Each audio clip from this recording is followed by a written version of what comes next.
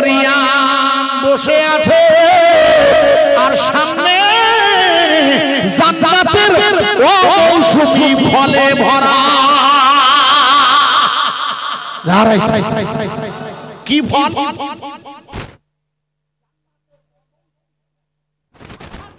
যে ফল এই সময় পৃথিবীতে পাওয়া যায় না, সেই ফল মরিয়মের সামনে মা মরিয়ম সেই ফল খাচ্ছেন। জাকারিয়া নবী অবাক, খুব ভালো করে বুঝবেন। জাকারিয়া আলাইহিস সালাম অবাক হয়ে গেছে, মরিয়ম যে ফল খাচ্ছে এটা তো জান্নাতের ফল। জিজ্ঞেস করছে মরিয়ম, বলছে কি খালুজি? বলে তুমি এই ফল কোথায় পেলে? খালু মানে আব্বা। বলছে তুমি এই ফল কোথায় পেলে? বলে কেন? আপনি তো প্রত্যেকদিন সকালবেলা আমাকে এই ফল দিয়ে যান। নবী জাকারিয়া আলাইহিস সালাম বুঝতে পেরেছেন যে নিঃসন্দেহে আমার চেহারা ধরে ফেরেশতারা মরিয়মকে জান্নাতের খাবার দিয়ে যায়। একটু জোরে বলে, কিসের চেহারা ধরে? আওয়াজ দেন। জাকারিয়া আলাইহিস সালামের চেহারা ধরে। কে আসে? ফেরেশতারা। ফেরেশতারা কিসের তৈরি? নূরের তৈরি। ভালো করে মনে রাখুন, আপনাদের মনে নেই বলে এবার বোঝানোর চেষ্টা করছি। ভাই, জাকারিয়া আলাইহিস সালাতু ওয়াস সালাম নিজের বাড়িতে অবস্থান করছেন, আর মরিয়ম আলাইহিস সালামের জন্য খাদ্যের ব্যবস্থা করলেন কে? আরে চিল্লে বলবেন না। কোরআন মনে করে দেখুন, আল্লাহর নবীর একজন বিশিষ্ট সাহাবীর নাম ছিল হযরত দাহিয়া কালবি। নাম শুনেছেন? যিনি নিজের মেয়ে নিজে যার মুখের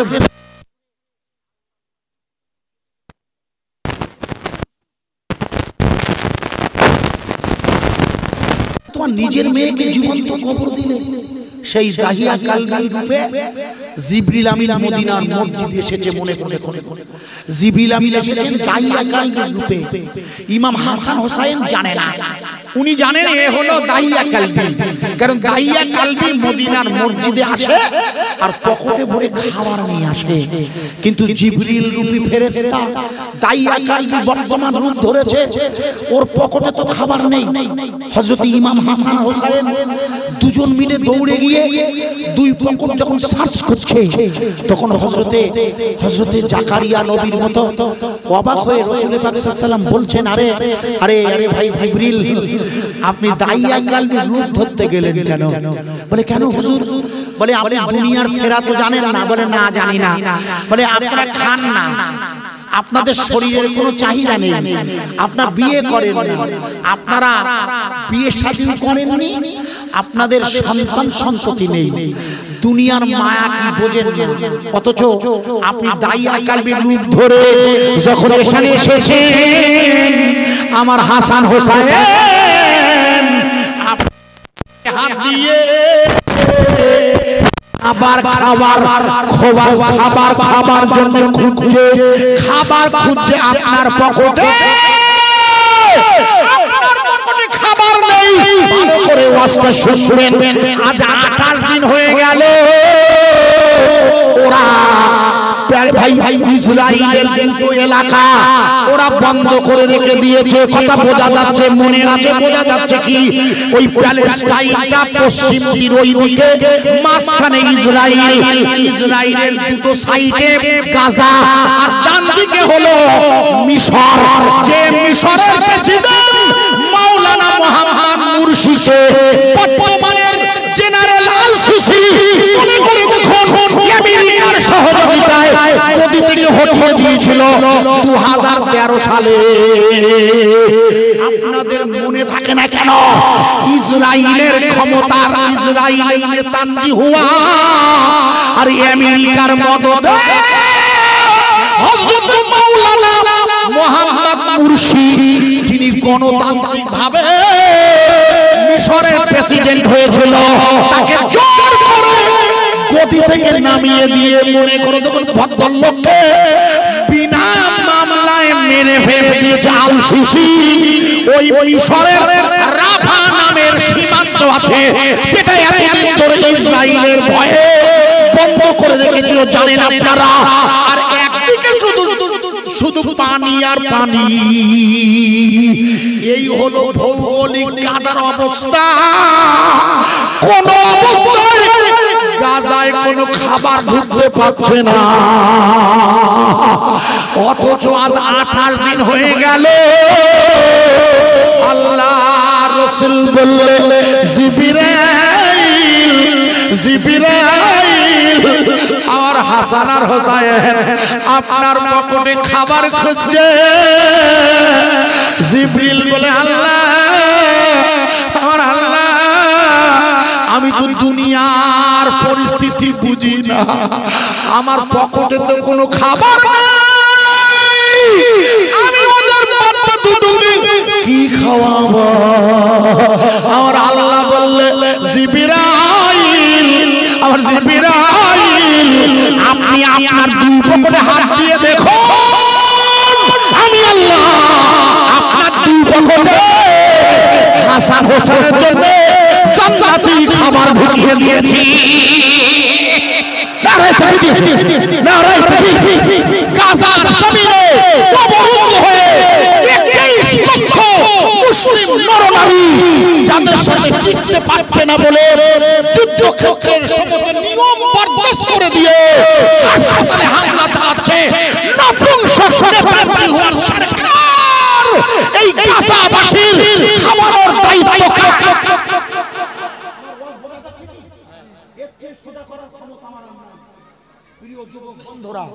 এর চেয়ে কোরআন হাদিস দিয়ে আমার আর ব্যাখ্যা করার ক্ষমতা নাই। আমি আমার ছোট্ট জ্ঞানে আপনাদের, আমার দীর্ঘদিন আমি এই লাইনে আছি, তো এই লাইনে আল্লাহ পাকের নিয়ামত দুটো কথা এখন বলতে পারি। আল্লাহর শুকরিয়া আদায় করছি। আমার প্রিয় ভাই সব চারিদিকে অবরুদ্ধ, আমার আওয়াজ করে একটি দ্বীনি দাওয়াত পাচ্ছি। আমার কথা বুঝতে পারছেন নিশ্চয়ই কি দাওয়াতটা? কারণ সকলের মনের মধ্যে একটা ভয় ভয় যে আজ ইসরায়েল এত হামলা চালাচ্ছে, কই আল্লাহ তো গাজাবাসীর সাহায্য করতে পারে। আপনাদের মনে একটা প্রশ্ন আসে না ভাইয়া? আরে হ্যাঁ না বলুন, ওই প্রশ্ন আমার মনের মধ্যে আছে। আল্লাহ আপনার এই বাচ্চাগুলো, শিশুগুলো, আপনার বান্দা, আপনার বান্দা ওরা হাসপাতালে বোমিং করছে, ওরা স্কুলে বোমিং করছে, অ্যাম্বুলেন্সে বোমিং করছে। মিস্টার নেতানিয়াহু আর বাইডেন নিশ্চিন্তে শুনে রাখুন, পৃথিবীর ইতিহাস আপনাদের ক্ষমা করবে না।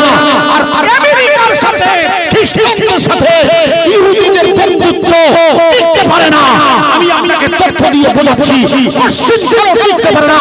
কারণ ইহুদিরা বিশ্বাস করে না খ্রিস্টানরা, কারণ ইহুদিরাই মেরে দিয়েছিল ঈসা রূহুল্লাহ ওরফে জেসাস ক্রাইস্ট তথা যিশু খ্রিস্টকে। বোঝা যাচ্ছে মা মারিয়াম আলাইহিস সালাতু ওয়াস সালামকে হযরতে জাকারিয়া নবী বললেন, আমি বুঝতে পেরেছি মারিয়াম, এই খাবার তোমাকে কে দিয়েছে? একটু জোরে বলবেন না সুবহানাল্লাহ। এই 3 দিন হলো মা মরিয়মের জন্য, আর 28 দিনের বেশি হয়ে গেছে না ভাই? পানি সাপ্লাইয়ের লাইন, আরে হ্যাঁ না বলুন, আমি ঠিক বলছি ভুল বলছি? ওরা পানি সাপ্লাই লাইন কেটে দিয়েছে। কিন্তু আপনারা কি এই হাদিসটা জানেন? হাদিসটা শুনে নিন, হাদিসটা শুনে রাখুন। আল্লাহ নবী সাল্লাল্লাহু আলাইহি ওয়াসাল্লাম বুখারী বয়ান, মানে আব্দুল সাহেব যদি হাদিস জানা থাকে এদের দেখিয়ে দেবেন। আমি যে তথ্যগুলো দিয়ে যাচ্ছি লিখে নেন। রাসূল করিম সাল্লাল্লাহু আলাইহি ওয়াসাল্লাম যার জন্মের পবিত্রতম এই ঈদ ও মিলাদুন নবী দিয়েছেন, নবী করিম সাল্লাল্লাহু আলাইহি ওয়াসাল্লাম হাদিসটি riwayat এসেছে, নবী করিম সাল্লাল্লাহু আলাইহি ওয়াসাল্লামের বাণী, হাদিস মানে বাণী। একদল কাফেলা, কাফেলা বোঝেন না, যারা একসাথে যায়, একসাথে একটা দল, তাকে কাফেলা বলে। একদল কাফেলা রাস্তা দিয়ে যাচ্ছেন মরুভূমি দিয়ে। হাদিসটা ভালো করে শুনে নিন। যেতে যেতে ওই কাফেলার কাছে যে পানি ছিল, পানিটা সম্পূর্ণ খরচা হয়ে গেছে, মানে কাফেলার কাছে আর কোনো পানি নেই। তখন কাফেলার যিনি সর্দার, যিনি নেতা, ওই দলবল যারা আছেন ওরা বলছেন, বলছে আহা, এখানে যদি মুহাম্মদুর রাসূলুল্লাহ আসতো না, তাহলে আমাদের খুব পানির সুবিধা হয়ে যেত। কে বলছেন? কাকে আসতে বলছেন? আমার রাসূল। যদি রাসূল তো ওখানে নেই, ভালো করে শুনবেন, হুজুর তো মদিনা মুনাওয়ারা। কাফেলার দল মরুভূমির মাটিতে, শুষ্ক মরুভূমি, সেই মরুভূমির মাটিতে দাঁড়িয়ে রাসূলকে স্মরণ করছে, পানির অভাব হয়ে গেছে। তাই যখন পানির অভাবের স্মরণ করছে, হাদিসটা খুলে দেখে বাড়ি গিয়ে সব আমার কাছে আছে ইনশাআল্লাহ, আমি বাজে বক্তৃতা করি না, লিখে রাখুন। রাসূল সাল্লাল্লাহু আলাইহি ওয়াসাল্লামের সাহাবারা অর্থাৎ হাদিসের রাবী বলছেন, ওই কাফেলারা যখন আল্লাহর রাসূলকে স্মরণ করছে, আশ্চর্য হয়ে যাবেন, ওই কাফেলারা বর্ণনা দিয়েছে, আমরা যেই আল্লাহ রাসূলকে স্মরণ করছি, আল্লাহ রাসূল যদি এখানে হাজির হতে তাহলে পানির ব্যবস্থা এই মরুভূমিতে হয়ে যাবে। ওয়াবা করা কাণ্ড। ওই কাফেলার সরদার নেতা বলছে, যেই আমরা মনে মনে আল্লাহর নবীকে স্মরণ করেছি, হঠাৎ লক্ষ্য করে দেখি আল্লাহর নবী হাজির হয়ে আসছে হেঁটে হেঁটে। একটু জোরে বলা যাবে না? আরে জোরে, আমার কষ্ট হয় না, সব ভিজে গেছে, সব সব সব সব সব রাসূল পাক সাল্লাল্লাহু আলাইহি ওয়াসাল্লাম হাজির হয়ে গেছেন। রাবী বর্ণনা করছেন, আশ্চর্য। আরে আরে এই তো হুজুর আসছে, এই তো মুহাম্মদ নবী।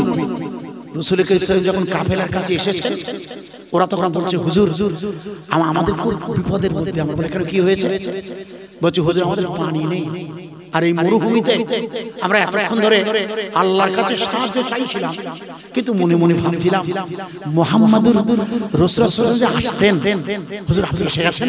আল্লাহর নবী বললেন, ও কাফেলার দল, তোমরা পাহাড়ের ওই ধারে চলে যাও, পাহাড়টা ডিঙিয়ে, মানে যে ধারে আছি এই ধারটা টপকিয়ে পাহাড়ের ওই ধারে গিয়ে দেখো একজন লোক গাধার পিঠে করে একটা, আমরা যারা ড্রাম বলি, এখন ড্রাম নয়, ওই সময় চামড়ার পাত্র, ওই পাত্রের মধ্যে করে পানি নিয়ে যাচ্ছে। ওই পাত্রওয়ালা পানিওয়ালাকে তোমরা আমার নাম করে আমার কাছে ডেকে নিয়ে আসবে। যদি না আসে তোমরা ওকে ধরে নিয়ে আসবে। কথা বোঝা গেল? যদি না আসে ধরে নিয়ে আসবে। আজ পর্যন্ত হুজুর কখনো এমন কড়া অর্ডার দিয়েছে দেন? আমরা রাতের বেলা যখন প্রচন্ড গরমের তাপে কারেন্ট অফ হয়ে গেছে, তখন আমরা প্রথমে বিদ্যুৎ অফিসে ভালো ভাষায় বলি, ভাই আমাদের কেওটালি দক্ষিণ পাড়ায় বলো কারেন্ট নেই।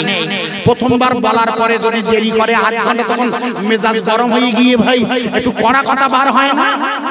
আগে বলছিলাম ভাই আসবেন তো, এখন তুই আসবি কখন? আরে হ্যাঁ না, প্র্যাকটিক্যাল বোঝানোর জন্য বলছি।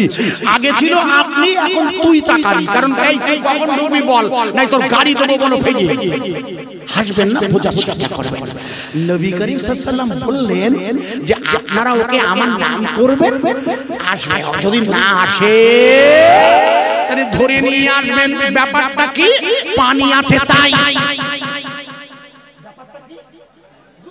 আল্লাহর নবী সাল্লাল্লাহু আলাইহি ওয়াসাল্লাম পাহাড়ের ওপারে যে লোক যাচ্ছে, ভালো করে বুঝবেন, এই কাফেলার দল অবাক। আল্লাহর রাসূল বলছে পাহাড়ের ওপারে, মানে পাহাড় ডিঙাতে হবে। আল্লাহর নবীর কথা শুনে ওই কাফেলার দল পাহাড় ডিঙিয়ে ওই পারে গিয়ে দেখে সত্যি সত্যি একটা লোক গাধার পিঠে করে, চামড়ার ভিতরে মানে মেষ বলা হয়, ওই মেষের ফলে ওর মধ্যে পানি ভরে লোকটা যাচ্ছে। এরা অবাক হয়ে বলছে, দেখো মুহাম্মদুর নবী, উনি তো ঠিকই বলেছিল, একটু জোরে বলা যাবে না? কোলের কাছে গিয়ে বলছে, ভাই শোনেন। বলে কি হয়েছে ভাই? বলে আপনার কাছে পানি আছে, এই পানি নিয়ে এক্ষুনি আমাদের সাথে যেতে হবে। বলে আপনার মাথা খারাপ? আমি রাজার বাড়ির লোক, ওই পাড়ের ওই পাড়টা রাজাদের বাড়ি, আমি ওদের পানি বয়ে নিয়ে যাই। আপনারা কি বলছেন ওই পারে যাব মানে? বলে আপনাকে মুহাম্মদুর রাসূলুল্লাহ ডাকছে। বলে মুহাম্মদ রাসূলুল্লাহ কে? সে ওর দোষ নয়, ও জানে না। প্র্যাকটিক্যাল হাদিসের বয়ান অনুযায়ী পরবর্তী পর্যায়ে শুনলে বুঝবেন ও জানে না। ও যে মুহাম্মদকে, যার কথা আমাকে যেতে হবে পানি নিয়ে, কে তিনি? বলে তুমি জানো না? না চিনি না। প্র্যাকটিক্যাল হচ্ছে না, বাস্তবিক রাসূলকে জানে না। পাহাড়ের ওই পারে রাজার অমুসলিম রাজার পানি নিয়ে যাচ্ছে, বলে আমি কোনো অবস্থায় মুহাম্মদকেও চিনি না আর পানি নিয়েও যাব না। রাসূল কি বলেছিল? বলেছিল যদি সহজে না আসে। কেন কেন? যে তো জীবন মরণের ব্যাপার। ওয়াজ বোঝা যাচ্ছে কি? এই জন্য আজ 3 দিন ধরে মনে করে তুরস্ক আর কাতার সমুদ্রের ধার দিয়ে, যেহেতু এই সীমানাগুলো বন্ধ, সমুদ্রের ধার দিয়ে কাতার আর তুরস্ক সাহায্য পাঠাচ্ছে।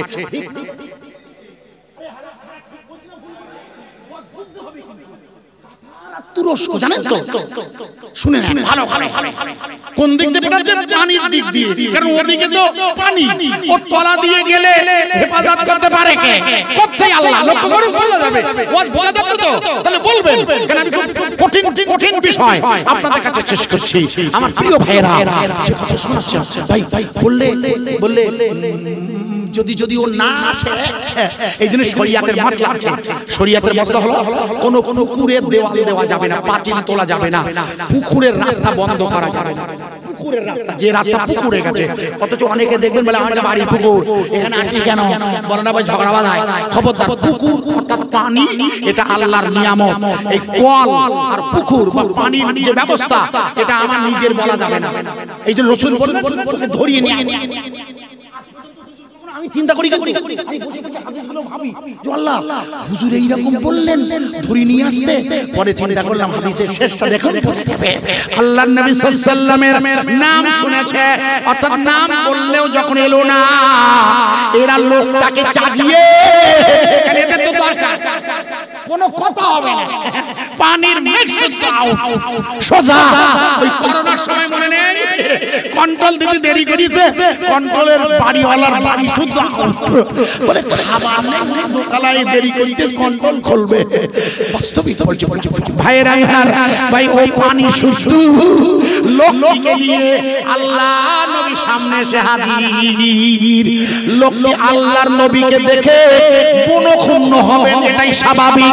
ওই লোকটি দাঁড়িয়ে আছে মনক্ষুণ্ণ অবস্থায়, আর আল্লাহ রাসূল সাল্লাল্লাহু আলাইহি ওয়াসাল্লাম বলেন ওর থেকে তোমরা যে যা পারো পানি নিয়ে নাও। খোদার কসম বলছি, বুখারী মুসলিম এর বর্ণনা করেছে, হাদিস পাকে এসেছে, ওই পানি আর পানি মেশকের মধ্যে যা ছিল ওগুলো যখন সব পূর্ণ অর্থাৎ খালি হয়ে গেছে, এই লোকটির মুখ তো কালো।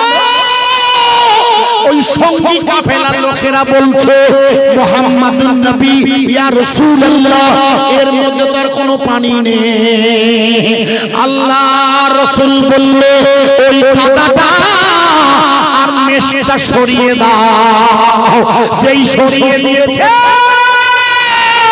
ওই মাটির ভিতর থেকে রহমতের পানির ঝর্ণা। নারায়ে তাকবীর, নারায়ে তাকবীর। ফুরফুরা শরীফ, আজমির শরীফ, মক্কা শরীফ, মদিনা শরীফ, আমার সোনার নবী, জোরে বলুন জিন্দাবাদ।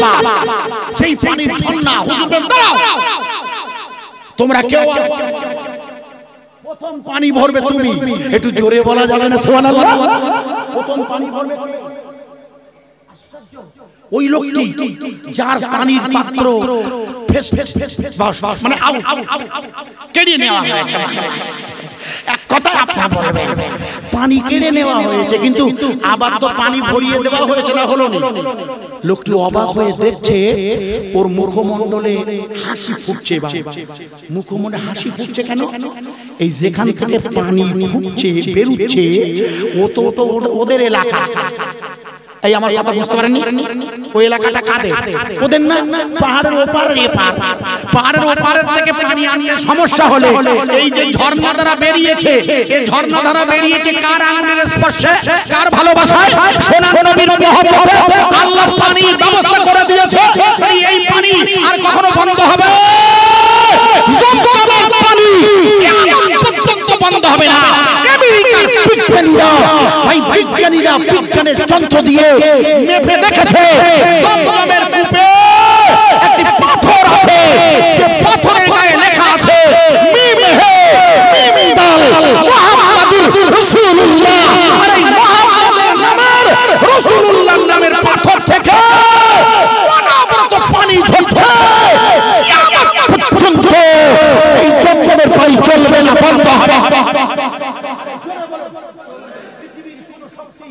জমজমের পানি বন্ধ করতে পেরেছে? রাসূল পাক সাল্লাল্লাহু আলাইহি ওয়াসাল্লাম ওই যেখান থেকে ঝর্ণা ধারার পানি বেরিয়েছে ওই লোকটি কোলের কাছে এসে বলছে, আপনি রাসূলুল্লাহ, আপনি মুহাম্মাদুর নবী? বলছে, আপনি কিছু মনে করবেন না, আমি তো অমুসলিম, আমি আপনাকে জানি না, বিশ্বাস করুন। যখন আপনার লোকজন আমার কাছ থেকে জোর করে পানিটা নিয়ে আসছিল না, ন্যাচারাল আমি স্বাভাবিকভাবে ক্রুদ্ধ হয়ে আমি খুব অসন্তুষ্ট বোধ করছিলাম। মুহাম্মদকে আপনি আমাকে ক্ষমা করবেন, আপনি আমার পানি নিয়ে নিয়েছেন, কিন্তু তার চেয়ে বেশি উপকার করেছেন আমাদের এই এলাকায় যে পানির অভাব ছিল। আপনার আগমনে, আপনার এই সুন্দর কদমের অনুরে, আল্লাহর রহমতে, আপনার স্পর্শে এই জমিন যে পানি দিয়েছে, কিয়ামত পর্যন্ত সেই পানি চলবে। আপনি আমাকে ঈমানের কলেমা পড়িয়ে দিন। নারায়ে তাকবীর। ঈমানের কলেমার দাওয়াত চলবে না, বন্ধ হবে। আরে চিল্লে বলুন, আরো জোরে বলুন। পৃথিবীর সমস্ত শক্তি যদি এক হয়ে যায়, লা ইলাহা ইল্লাল্লাহ মুহাম্মাদুর রাসূলুল্লাহর ঈমানের কলেমা চলবে না, বন্ধ হবে। ইসরাইল হামলা চালাচ্ছে, প্রচন্ড পরিমাণ হামলা, কিন্তু সেই হামলাতেও গাজার মায়েরা বোনেরা টিকে আছে না নেই? আরে চিল্লে বলুন। কারবালার যুদ্ধে ইমাম হোসাইন রাদিয়াল্লাহু আনহু আর তার লোকজন সংখ্যায় ছিল ৭২ জন। মনে করে দেখুন, ইয়াজিদ বাহিনী নারী শিশুকেও, মানে শিশুদের উপরও আঘাত করতে উদ্যত হয়েছিল। মনে করে দেখুন, আল্লাহ রাসূল বললেন, যে যুদ্ধে নারী শিশু আর বৃদ্ধের উপরে আঘাত করা হয়, ওই যুদ্ধটা আমি রাসূলুল্লাহ পছন্দ করি না। ইসলাম যুদ্ধের ময়দানে কোন নারী, কোন শিশু, কোন বৃদ্ধ বৃদ্ধাকে আঘাত করতে নিষেধ করেছে। আপনারা নিশ্চয়ই সবাই জানেন, ৭ই অক্টোবর যেদিন প্রথম শনিবার ভোরবেলা হামাস বাহিনী, স্বাধীনতা সংগ্রামের এই দলটি, এরা যখন ঢুকে পড়েছে ইসরায়েলে, মনে করে দেখুন ইসরায়েলের কিছু মানুষকে, এটা হচ্ছে যুদ্ধের কৌশল, তার মধ্যে একটা বুড়ি, একজন মানে মহিলা আর তার দুটো বাচ্চা, মনে করে দেখুন বাড়ির দরজা যখন নাড়া দিয়েছে, আতঙ্কে ওই বাড়িওয়ালি মহিলা আতঙ্কে নিজেকেই আতঙ্কে একটা পর্যায়ের মধ্যে দরজা খুলে দেখে দুইজন প্যালেস্টাইনের, ২-৩ প্যালেস্টাইনের যুবক ভেতরে ঢুকে বললে, আমরা একটু বসতে পারি? বলে, হ্যাঁ বসুন। আশ্চর্য, যুদ্ধের ময়দানে এসে আমাদের পণবন্দি করবে যারা, তারা আমাদের কাছে ঘরে বসার জন্য জায়গা চাইছে। যখন আমাদেরকে বসতে দিলাম আমি, বলে, আপনাদের কলা আছে একটা খাবো? বলে, হ্যাঁ খান। বলে, আপনাদের একটু পানি খাবো? বলে, হ্যাঁ খান।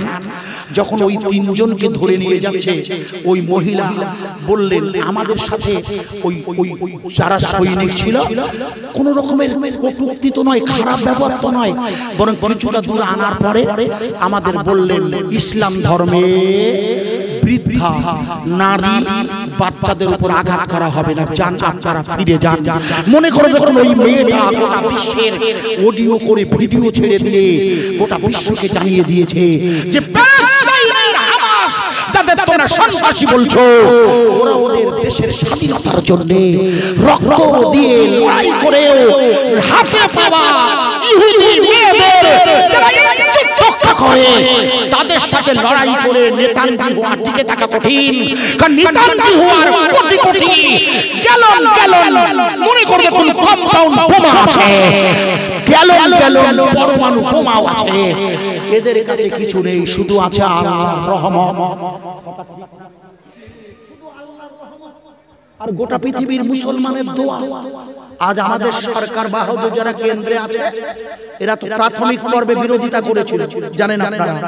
এখানকার সরকারের তরফ থেকে বলে দেওয়া হয়েছিল যে কেউ ইসরায়েলের পক্ষে অর্থাৎ প্যালেস্টাইনের পক্ষে কথা বলতে পারবে না। অথচ আল্লাহর শুকরিয়া আদায় করে দেখুন, গোটা পৃথিবীর সর্বত্রই মানুষ আপনারা রাস্তায় বেরিয়ে এদের জন্য দোয়ার হাত বাড়িয়ে দিয়েছে না ভাই? সব হ্যাঁ না বলুন। ভারতবর্ষের মুসলমান, কেউটালির মুসলমান, আমরা রাজনীতি করি না, রাজনীতিও বুঝি না, কিন্তু একজন অসহায় মানুষকে জোর করে বোম্বিং করে ইসরায়েল হামলা চালাচ্ছে। নিঃসন্দেহে আমরা আল্লাহর কাছে তার রক্ষার জন্য দোয়া রাখতে পারি না, পারি না। ইসলাম আমাকে সে অধিকার দিয়ে দিয়েছে। তাই হযরতে জাকারিয়া আলাইহিস সালাতু ওয়াস সালাম যখন দেখলেন যে মরিয়মের পেয়ালায় যে খাবার এসেছে, এটা যখন জান্নাতের তরফের ফেরেশতাদের তরফের খাবার, মা মরিয়ম সাধারণ কোনো মেয়ে নয়, মা মরিয়ম নিঃসন্দেহে কোন আল্লাহ ওয়ালি। ইতিহাস খুলে দেখবে মা মারিয়ামের বয়স তখন 14। আমার মা মরিয়মের জীবনের প্রথম মেনস্ট্রেশন হয়েছে। মেনস্ট্রেশন মানে হলো ঋতুস্রাব। মা আমার নাপাক হয়ে গেছে। শরীয়তে নাপাক থাকা অবস্থায় মেয়েদের জন্য আল্লাহ নামাজ মাফ করে দিয়েছে। খবরদার, যখন কোন মেয়ে নাপাক থাকবে ওই 7 দিন স্বামীর সাথে মিলন ঘটাবে না। আল্লাহ নামাজটাকে তাদের জন্য বন্ধ রাখতে বলেছে। ওই যৌবনের প্ররোচনায় পড়ে কেউ যেন মিলন ঘটাবেন না। আমার যুবক বন্ধুরা, নাপাক অবস্থায় শরীয়ত আপনাকে মিলনের অর্ডার দেয়নি। যেমন নাপাক অবস্থায় কোন ইবাদত ঈমানের কলেমাওয়ালাদের জন্য সমর্থনযোগ্য নয়। মানে হলো নাপাক অবস্থায় কোন নামাজ পড়াও বৈধ নয়। নামাজ পড়তে গেলে আপনাকে পাক হতে হবে।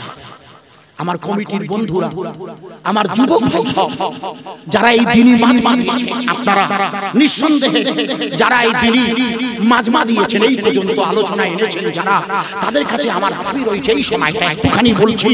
আপনারা যারা কর্তৃপক্ষ, আমার জসিম ভাই সহ কমিটির ছেলেরা, এই কেউটালি দক্ষিণ পাড়ার সব ভাইয়ের কাছে আমার বড় জোরে আবেদন রয়েছে, আপনারা যে দুদিন বাঁচেন 5 ওয়াক্ত নামাজ পড়বেন। বিশ্বাস করুন, জলসা দিয়েছেন নবীর সামনে, ছোট করে দিতেন, এখন একটু বড় দিয়েছেন।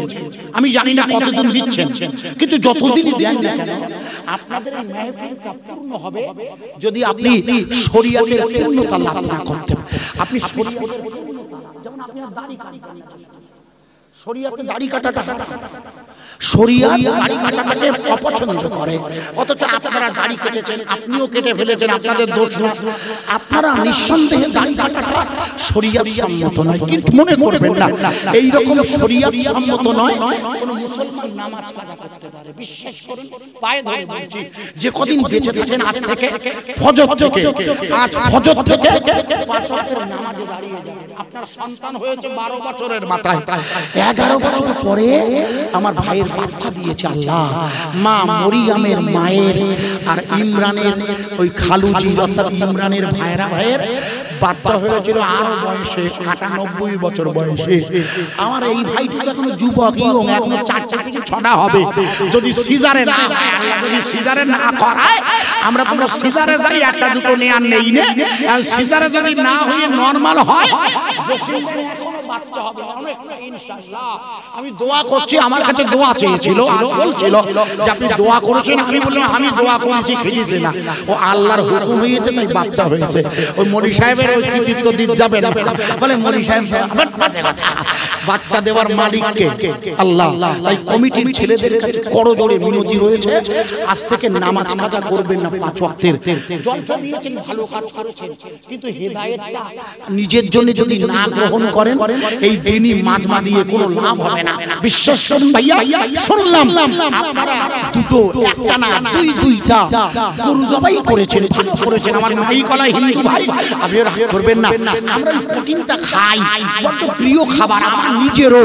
বিশ্বাস করুন, গরুর গোশত এলে আমি নিজের লোভ সামলাতে পারি না, কারণ এত প্রোটিন করে দিয়েছে আল্লাহ ওর মধ্যে। বিজ্ঞানীরা বলে দিয়েছে মারাত্মক প্রোটিন টেস্ট, এখানে নাকি দুটো গরু জবাই হয়েছে। আপনাদের জন্য শুনলাম তাবারুক করেছেন, কি তাবারুক? দাঁড়ান দাঁড়ান, আমি মনে করলাম খিচুড়ি, ওই যে ভাত এনেছি আমার ড্রাইভার, ওই ভাত ও আল্লাহ সব ভাইকে দেবেন। আল্লাহু আকবার, নারায়ে তাকবীর দেন, নারায়ে তাকবীর, নারায়ে তাকবীর। দুই তো ভাই মাইকওয়ালা ভাই কিছু যেন মনে করবেন আপনি হিন্দু ভাই করবেন না, জানা কারণ আমরা একটু খেয়ে থাকি, ওটা খুব প্রোটিন খাবার। এবং শুধু পৃথিবীর সব খ্রিস্টান বৌদ্ধরাও খায়, এটা একটা ইম্পর্টেন্ট খাবার, ইহুদিরাও খায়, আমরা খেয়ে থাকি। দুইটা গরু জবাই হয়েছে, ভাত খাওয়াবেন এখানে বসে। ও আল্লাহ, আমি বিরাট খুশি হয়েছি। বিশ্বাস করুন, একটু জোরে একবার নারা দেব। কেন এইখানে বসিয়ে খাওয়াবে? কটা বাজে? আমার 12টা পর্যন্ত বয়ান করার কথা, আমি দেখে নিয়ে দাঁড়ান 12টা 7 হয়ে গেছে। তার মানে আমি আর খুব বেশি বাড়াবো না সময়ের নজরে, যেহেতু আমার টাইমটা ওইভাবে। তবুও যেহেতু ছেলেদের মাজমা, এই জন্য আমি একটু জোরে একবার নারা দেব একটি কারণে, সেটি হচ্ছে তাবারুকটা শুনে বিশ্বাস করেন এই সবাইকে বলে দেবেন, সবাইকে নারায়ে তাকবীর। ১,৫০০ মেহমানের আয়োজন, মেয়েরা খাবে। আল্লাহু আকবার। এই এতে তো লোকজন লাগবে, সব আছে, পাতা এনেছে, পানি এনেছে, গুড, ভালো সার্ভিস করেছেন, আর সঙ্গে ডাল, মানে 3 রকম। কি পাগলা ওয়াল্লাহ। প্রিয় ভাইরা, এদের খাবারটাতে আল্লাহ বরকত দিন। আমি যে জায়গায় রেখেছিলাম একটুখানি ভালো করে শুনে নিন।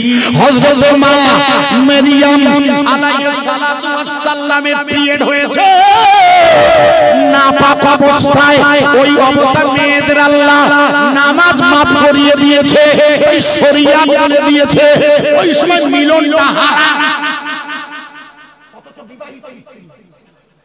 যেমন 3 সময়ে নামাজ পড়া হারাম, সূর্য ওঠার সময়, সূর্য ডোবার সময়, আর সূর্য মধ্যাহ্নে থাকার সময়। 3 সময় নামাজ হারাম। তেমনি স্ত্রীর সাথে স্বামীর মিলনটি ওই পিরিয়ড চলাকালীন হারাম। 3, 5, 7। এই জন্য আমরা কোনো মুসলমান কোনো হারাম খাবার খেতে পারি না। আমাদের কাছে এই জন্য হারাম অবৈধ হয়ে গিয়েছে। আমার কথা বোঝা যাচ্ছে কি ভাইয়া? ইসলামের অনুসারীরা কোনো হারাম খেতে পারে না, এটা মনে রাখবেন। যদি কখনো হালাল খাবারে হারাম ঢুকে যায়, নজর রাখবেন, এরকম হতে পারে। কিরকম হতে পারে? আমি একটা উদাহরণ দিচ্ছি, আপনারা খেয়াল করে দেখবেন। আমাদের ইটিন্ডে বাজারেও বসেছে, ইদানিং দেখছিলাম যারা ওই পোল্ট্রি জবাই করে ভাই, ওই পোল্ট্রিওয়ালারা একটা স্টিলের মেশিন এনেছে, বুঝেছেন? ওই মেশিনের মধ্যে মুরগিটা কাটার পরে, মানে জবে করার পরে, অথবা যদি মুসলিম হয় জবে করার পর, ওটাকে মানে পানি দিয়ে ওর মধ্যে ফেলে দিয়ে পাখনাগুলোকে উঠিয়ে দিয়ে চামড়া শুদ্ধ গোশত বেরিয়ে আসছে। ইদানিং একটা মেশিন বাজারে বেরিয়েছে, আপনাদের এলাকায় আছে তো? আপনার জায়গায় বসিনি হয়তো কেউটালিতে, কিন্তু আমাদের ইটিন্ডা বাজারে বসেছে নতুন ভদ্রলোক। যদি হিন্দু ভদ্রলোক, তা তবুও আমি ওনার দোকানে গিয়েছি, আপনি খোঁজ নেবেন, আমি ওনার দোকানে গিয়েছি। আমাকে দেখে চোখ বড় হয়ে গেছে, বলে মাওলানা সাহেব এখানে এসে। কারণ আমি দেখলাম অনেক মুসলমান ভাই ওখানে যায়, ওদের দোষ না, জানে না, তাই যায়। কেন? ওই যে মুরগিটা জবাই করতে হবে, ও জবাই করবে, মুসলমান দিয়ে দোষ নেই। বহু হিন্দু ভাই ব্যবসার কারণে, হালালের কারণে মৌলী সাহেব রেখে দিয়ে জবাই করে নেয়। এটা কি জানেন আপনারা? মুন্ডু জানেন? বলে আপনারা চিন্তা করবেন না, আমার গা লোক জবাই করে নিয়েছে হুজুর। আমাদের ইটিন্ডে বাজারে, খোদার কসম বলছি, ইটিন্ডে মানে কেউটালির লোক যায়, কাল সকালবেলা যাবা, জিজ্ঞেস করি দেখবা, যে খাসি বেচে যা, যে খাসির গোশত বেচে ও হিন্দু, আর যে কেকি দেয় সে মুসলমান। থাকা বাকি আমার বলছে হুজুর খান, নিশ্চিন্তে থাকেন, তুই চুপ কর, আমি বুঝে দেখবেন কি খাওয়া যায়। ও ভাই, ওই যে আপনার মেশিনের মধ্যে যখন জবাই করিয়ে মুরগিটা ফেলে দিল, ওটা হালাল। কিন্তু মুশকিল হলো, ওই যে গরম পানি দিয়ে বা পাখনা যখন আপনার মেশিন রক হচ্ছে, ঘুরছে, তখন ওর ভিতরে যে পায়খানা ছিল না, সেটা গোটা গোশতের মধ্যে লেগে যায়। আমার কথা বোঝা যাচ্ছে না? বাড়িতে জামাই এসছে, শাশুড়ি রাজহাঁস জবাই করেছে। জামাই বলছে, মা আমার টাইম নেই, আমি বাস ধরবো তরুণীপুরি গিয়ে। শাশুড়ি বলছে, দাঁড়া বাপ, সাইজ দিয়েছি করলো কি গরম পানি করিয়ে আস্ত হাঁস পানিতে চুবিয়ে পাকনা তুলে গোশ জামার জন্য রান্না করেছে। পাক্কা হারাম হয়ে গেছে, কারণ ভিতরের পায়খানাটা যতক্ষণ পরিষ্কার না হবে ততক্ষণ খাবারটা হারাম। মশলা মনে রাখবেন। আর পোল্ট্রি বলুন আর গরু যাই জবাই করুন, প্রবাহিত রক্ত হলো বাধা দেওয়া হারাম। অর্থাৎ পোল্ট্রি জবাই করার পর তাতে স্পর্শ করা যাবে না। গরুও তাই। অনেকে দেখবেন জবাই করার ক্যাপাসিটি আছে, ছুরি ধরিয়ে বেঁকিয়ে দেয়, ওই বেঁকিয়ে দিলে পর রক্ত থমকে যায়, 4 কিলো গোশত বেরিয়ে যায়। 4 কিলো গোশত মানে 250 টাকা করে, মানে 1000 টাকা। এক গরুতে বাড়ি করছে করতে হিসেব করিয়ে দেখি রাতারাতি বড় হয়ে গেছে। আমার কথা ভ্যান চালাইয়ে কিছু করতে পারলো না। মুমিন আলী দেখি বাড়ি করতে জিজ্ঞেস কোথাতে বাড়ি করতে, বলছে তুমি তোমার তো বললাম কাটলে না, 100 টাকার বিয়াল লটার রাতারাতি বড়। এটা পাক্কা হারাম। প্রিয় ভাইরা বোঝার চেষ্টা করবেন, ভুলে গেলে মুশকিলে পড়ে যাব। মা মারিয়াম আলাইহিস সালাতু ওয়াস সালামের শরীরটা নাপাক হয়ে গিয়েছে। মা মারিয়াম বললে কি হাম্মাম খানায় গোসলে গেলে যেই গোসল কমপ্লিট করে মা মারিয়াম বাইরে আসবে, অমনি একটা পুরুষ ওনার সামনে এসে হাজির। কে আপনি? আপনি এখানে এসেছেন কি? আমি গোসল করছি, অর্থাৎ গোসল শেষ করে বাইরে বার হচ্ছে, হাম্মাম খানার কাছে আপনি এলেন কোন? বলে আমি ফেরেশতা। বলে আপনি ফেরেশতা? বলে হ্যাঁ। বলছে ফেরেশতা আপনি এখানে এলেন কেন? বলে আল্লাহ পাঠিয়েছে মারিয়াম। বলে আল্লাহ আপনাকে পাঠিয়েছে কেন? বলে আপনার বাচ্চা হবে তাই। বলে আমার বাচ্চা হবে আপনি বলছেন কি? কোন পুরুষ তো আমাকে স্পর্শ করেনি, আমি তো বিবাহিত নই। বলে আমার আল্লাহর হুকুম হয়েছে আপনার বাচ্চা হবে। মনে করে দেখো আল্লাহর হুকুম হয়েছে। 14 বছরের মা মারিয়াম কোন পুরুষের স্পর্শ ব্যতি রেখে আল্লাহর নবী ঈসা তার মায়ের রেহেমে ঢুকে পড়েছে। একবার জোরে বলা যাবে না সুবহানাল্লাহ। মায়ের রেহেমে ঢুকে পড়েছে, কোনো পুরুষ লাগে না, পেটে বাচ্চা। ভালো করে শুনে নিন, মা মরিয়মের পেটে যখন বাচ্চা, ন্যাচারাল মসজিদে আকসা যেখানে উনি আছেন, মনে আছে তো যে মসজিদকে কেন্দ্র করে লড়াই চলছে, যে মসজিদের মধ্যে উনি আছেন, সেই মসজিদের মুসল্লিরা আশেপাশের লোকজন জাকারিয়া নবীকে বলছে, বলে এই মেয়েটি এর পেটে বাচ্চা এলো কি করে, এর পেটের মধ্যে বাচ্চা, লোকজন কানাকানি করছে। আমার আল্লাহ কোরআনে রাসূলকে শুনিয়ে দিচ্ছে। আমার আল্লাহ বললেন মারিয়াম, আমার মারিয়াম আপনি চিন্তা করবেন না, ওরা আপনার নামে কানাকানি করছে। আমি আল্লাহ বলে দিচ্ছি, লিখে নিন, আপনার পেটের বাচ্চা আপনার সতীত্বের সাক্ষী দেবে। যেন বলে নারায়ে তাকবীর। চ্যালেঞ্জ দেন যে আমার এই বাচ্চা বলবে কি আমার আব্বা, কি আমার সৃষ্টিকর্তা, কি আমার মা, এই বাচ্চা বলবে। জোরে বলা যাবে না সুবহানাল্লাহ। এই জন্য খ্রিস্টানরা এই জায়গাটায় গুলিয়ে ফেলেছে, খ্রিস্টানরা গুলিয়ে ফেলেছে কি, যে ঈসা রূহুল্লাহ বাপ ছিল, এই জন্য যিশু খ্রিস্টের বাপের নাম দিয়েছে ওরা যোসেফ, আর মায়ের নাম দিয়েছে মনে করুন মেরি। যিশু আর জেসাস আর মেরি হলো ওদের মা আর বাপের নাম দিয়েছে ওরা। আর আমরা জানি ঈসা রূহুল্লাহর মা আছে, বাপ নেই। কোরআনের ভাষা ওয়াইজ ক্বালা ঈসা ইবনে মারিয়াম 28 পারা সূরা সাফ লক্ষ্য করে দেখবেন, ওখানে ঈসা রূহুল্লাহর পরিচয় দিচ্ছে আল্লাহ তার মায়ের নামে, বাপের নামে নয়। এই জন্য আল্লাহ চ্যালেঞ্জ দিয়ে বললেন, আপনি বলে দিন আপনার বাচ্চা আপনার সতীত্বের সাক্ষী দেবে, মাতৃত্বের। ওর পেটে যে বাচ্চা এসেছে ওই কথা বলবে। ভালো করে শুনবেন সবাই, ওই সময়ের জন্য এটা একটা আশ্চর্য নয় কি? কারণ পেটের বাচ্চা কথা বলে তার মায়ের সতীত্বের সাক্ষী দেবে, এটা একটা আশ্চর্য নয় নিঃসন্দেহে। সেই সময়ে বাইতুল মুকাদ্দাসের লোকজন চমকে উঠেছে, খবরদার নামে কোনো কথা বলবে না। ও যখন বলছে পেটের বাচ্চা কথা বলবে, আমরা আতুর ঘরে নয় ওই ছেলের সাথে কথা বলবো। একবার জোরে বলা যাবে না? আরো জোরে বলতে পারেন না?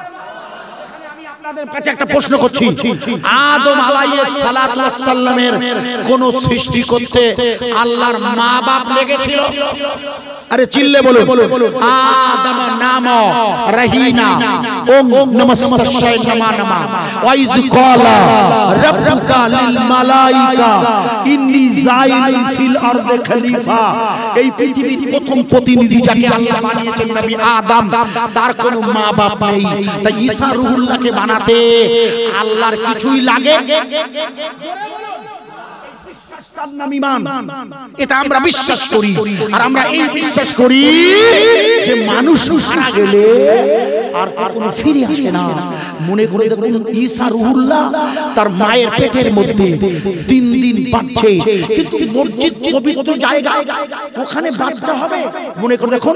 তাই মা মরিয়ম আলাইহিস সালাতু ওয়াস সালামকে ওই মসজিদের মেম্বারের বাইরে থেকে হাওয়া বাতাস দিয়ে মা মরিয়মকে 11 কিলোমিটার দূরে নিয়ে একটি শুকনো মরা খেজুর গাছের সামনে ফেলে দিয়েছিল। যে খেজুর গাছে মা মরিয়মের উপস্থিতিতে ঈসার আগমনে খেজুর ঝুলতেছিল। জোরে বলা যাবে না? যদি আমার ওয়াজকে ভুল করতে পারি আমি জীবন ওয়াজ করব না। মা মরিয়ম আলাইহিস সালাতু ওয়াস সালাম সন্তান জন্ম নিলে দুর্বল হয়ে পড়বে। বাচ্চা জন্ম নিলে মা দুর্বল হয়।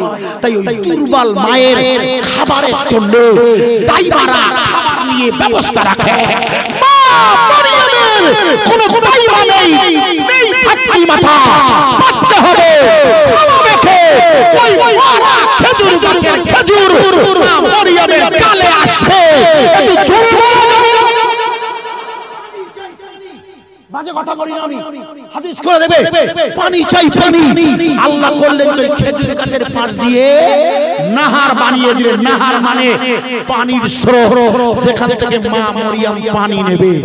আমার কথা এই পবিত্র ঈসা আলাইহিস সালাতু ওয়াস সালামকে ধরিয়ে দিয়েছিল কে? বলতে পারে? মুখস্থ করেন। ঈসা রূহুল্লাহ ধরিয়ে দিয়েছিল যিনি, তার নাম পিটা। ইনি ইহুদি। কে? ইনি ঈসা রূহুল্লাহর সঙ্গী। ইনি ঈসা রূহুল্লাহর সঙ্গী। কেমন সঙ্গী? হয়তো আবু বকর সিদ্দিক যেমন আল্লাহর নবীর সঙ্গী ছিল না, তেমনি ঈসা রূহুল্লাহর সঙ্গী ছিল পিটার। টাকার লোভে ঈসা রূহুল্লাহকে তথা কুরুলবন্দ করে মারার জন্য পিটার ধরিয়ে দিয়েছিল।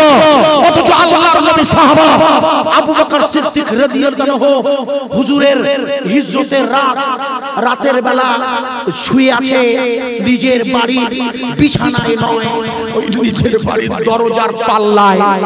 আল্লাহ রাসূল এসে বলছে আবু বকর। হয়তো আবু বকর সিদ্দিক বেরিয়ে বলছে ইয়া রাসূলুল্লাহ লাব্বাইক। আল্লাহ রাসূল বলছে আবু বকর আপনি ঘুমাননি? ইয়া রাসূলুল্লাহ যেদিন থেকে আপনি হিজরত করবেন বললেন, ওই দিন থেকে আপনার আবু বকর বিছানায় ঘুমায় না। আবু বকরের ডাকতে গিয়ে যদি আপনার দেরি হয়ে যায়, আবু বকর যদি ঘুমিয়ে পড়ে, আমার নবী আসবে আর আবু বকর ঘুমাবে, এটা হতে পারে না। একবার ভালো করে ভেবে দেখুন, কেমন শক্তি! নিজের জান আর মাল অপেক্ষা রাসূলকে ভালোবেসে ওই দরজার কাছে হেলান দিয়ে শুয়ে থাকতো। রাসূল ডাকলে সাথে সাথে আওয়াজ দিয়েছিল, আর গারে সুরের মধ্যে সাপ এসেছে, আপনাদের অজানা নয়। হযরত আবু বকর সিদ্দিক নিজের পা দিয়ে সাপ আটকেছিল, আর পিতা টাকার লোভে ঈসা রূহুল্লাহকে ধরিয়ে দিয়েছিল।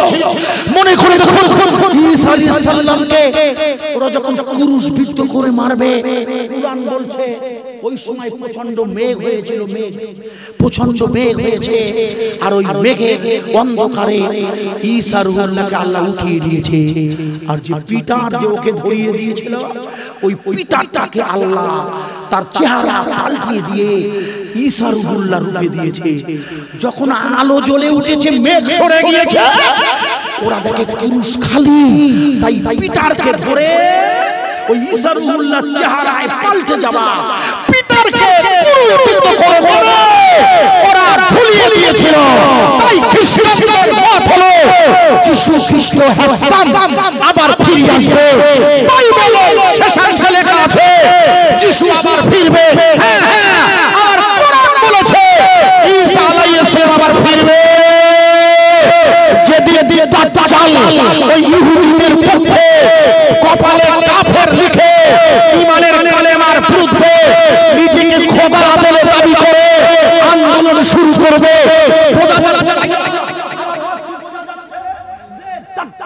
বার হবে ইহুদিদের মধ্য দিয়ে সেই দাজ্জালকে লড়াইয়ে আক্রমণ করতে আসবে হযরত ইমাম মেহেদী আলাইহিস সালাম সঙ্গে ঈসা রুহুল্লাহ। জোরে বলা যাবে না সুবহানাল্লাহ? আর জোরে বলতে পারো না? এই লড়াইতে ঈসা রুহুল্লাহর অনুসারীরা আমাদের পন্থী হবে, যদিও তারা খ্রিস্টান, যদিও তাদের ঈমান নেই, কিন্তু ওরা মুসলিমদের পক্ষে হবে। বোঝা যাচ্ছে কি? আজ যে জো বাইডেন আজ যে জো বাইডেনরা ইসরায়েলকে সাহায্য করছে, আল্লাহ যদি আমার হাত রাখে, আমি গবেষণা করে বলে দিয়ে গেলাম দাজ্জালের সাথে ইমাম মেহেদীর লড়াই হবে না হবে না? আরে চিল্লে বল, ওই লড়াইতে লা ইলাহা ইল্লাল্লাহর কালেমা চলবে না, বন্ধ হবে। আরো জোরে বলা যাবে না ইমাম মেহেদী জিতবে না, হারবে। ইমামের কালেমা জয়লাভ করবে। জোরে বলা যাবে না নারায়ে তাকবীর, নারায়ে তাকবীর। ওয়ালা তাকাম্মা মিন হামলিহি শাহরান আলা আশহুরিল আকওয়ালিল মারবিয়া তুআফিয়া বিল মদিনাতিশ শরীফাতে। আবু আব্দুল্লাহ দেখতে দেখতে দীর্ঘ সময় 12টা পর্যন্ত প্রোগ্রামের সময় ছিল। আমি যেহেতু বিষয়টাকে টেক আপ করছিলাম, এই জন্য এই সময় উঠে দাঁড়িয়ে 12:30 বাজতে যায়।